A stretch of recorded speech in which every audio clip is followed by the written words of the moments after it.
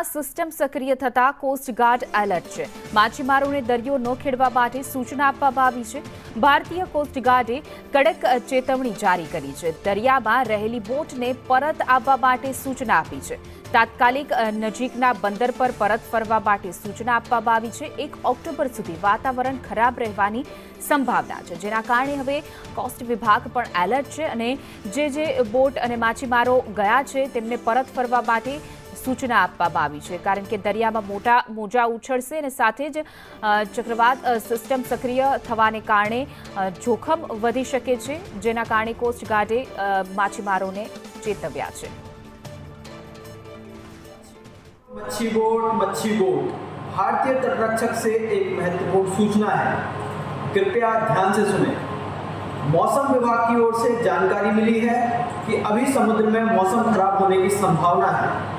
कृपया सभी मछुआरे अपनी बोट के साथ तुरंत पास वाले बंदरगाह पर वापस लौट जाएं।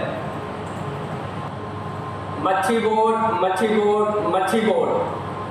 भारतीय कोस्ट गार्ड तरफथी एक महत्वपूर्ण सूचना है। कृपा करीने ध्यानथी सांभळो। अमने हवामान विभाग तरफथी माहिती मળી છે કે દરિયામાં તોફાન